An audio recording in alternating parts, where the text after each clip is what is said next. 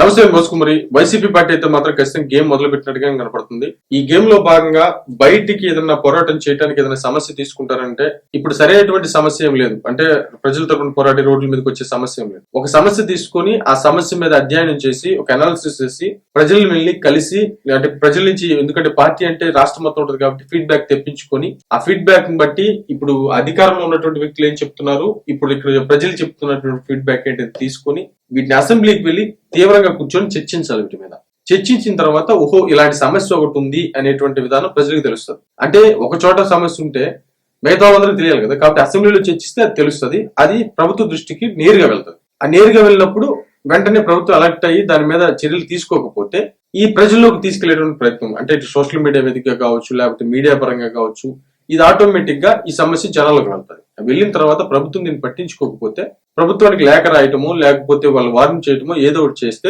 అప్పటికి పట్టించుకోకపోతే జనంలోకి వెళ్ళాలా, దాని మీద పోరాటం చేయాలి. పోరాటం చేసి అది రోడ్ల మీదకి వచ్చి పోరాటం చేసిన తర్వాత కొన్ని అరెస్టులు ఉంటాయి, కొన్ని ప్రాబ్లమ్స్ ఉంటాయి, ఇవన్నీ జరుగుతాయి. ఇది ప్రజల కోసం చేస్తున్నది కదా, కాబట్టి అది నెరవేరిందా ప్రతిపక్షానికి మంచి పేరు వస్తుంది, నెరవేరలేదా అధికార పార్టీకి సంబంధించి వ్యతిరేకత వస్తుంది. ఏమైనా సరే ప్రతిపక్షానికి అయితే మంచి పేరు వస్తుంది. ఇది పోరాటం చేసేటువంటి పద్ధతి వాస్తవంగా చెప్పాలంటే. కానీ అలా కాకుండా వైసీపీ పార్టీ పాత పద్ధతిని ఎంచుకుందా అనేటువంటి అనుమానం కలుగుతుంది. అదేంటంటే సోషల్ మీడియాలో మళ్ళీ మామూలుగానే తిట్టించడం, ఇంతకు ముందు ఎలాగైతే జరిగిందో అలాగే తిట్టించడం, మరి అంత భయంకరంగా కాదు కానీ కొంచెం వ్యంగ్యంగా, కొంచెం ఎకారంగా పోస్టులు పెడుతూ కొంచెం ట్రోల్ చేసేటువంటి ప్రయత్నం చేయడం. రెండోది ఏంటంటే వైసీపీకి సంబంధించిన నాయకులు ప్రెస్ మీట్లు పెడితే ఎవరు చూడలేదు కాబట్టి ఇది కొంచెం కాంట్రవర్షియల్ గా ముందుకు తీసుకెళ్లేటువంటి ప్రయత్నం చేయడం. మళ్ళీ కొన్ని సర్వేలు తీసుకొని రావడం, ఆ సర్వేలు అయితే ఇక సర్వే వచ్చిందని చెప్పేసి బాగా వైరల్ అవుతుంది కదా, కాబట్టి ఆ సర్వేలు తీసుకొచ్చేటువంటి ప్రయత్నం చేయడం. జగన్మోహన్ రెడ్డి గారి ప్రెస్ మీట్లు ఎట్లా నడుస్తున్నాయి, ఎక్కువగా సర్వేల మీద ఆధారపడ్డారా, మళ్ళీ సర్వేలు తీసుకొచ్చి ఆ సర్వేలతోటి కొంత హైప్ తెచ్చి ఆ తర్వాత మళ్ళీ జనాల్లో కొంచెం జనం వైసీపీ వైపు తిరిగేలాగా చేసుకుని ఆ తర్వాత ఏమైనా చేద్దామని చూస్తున్నారు. జనం అయితే కంప్లీట్ గా పట్టించుకోవట్లేదు.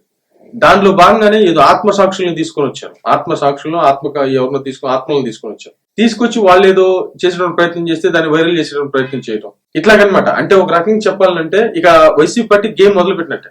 అటు సోషల్ మీడియా వేదికగా గేమ్ మొదలు పెట్టినటువంటి పరిస్థితులు కనపడుతున్నాయి. సర్వేల విధానం ఏదైతే ఉందో ఇది వైసీపీ పార్టీ కొట్టిన పిండి 2024 ముందు చూసాం చాలా సార్లు. కాబట్టి ఆ సర్వేలు సడన్ గా వచ్చేస్తుంటాయి, దాని మీద డిస్కషన్లు జరిగిపోతా ఉంటాయి. అంటే ఇక్కడ మనం ఫైనల్ గా డిసైడ్ అవ్వాల్సింది ఏంటంటే సర్వే అని ఒకటి వచ్చింది అని అంటే వైసీపీ పార్టీ ఖచ్చితంగా గేమ్ స్టార్ట్ చేసింది అని అర్థం. మరేమిదో చూడండి.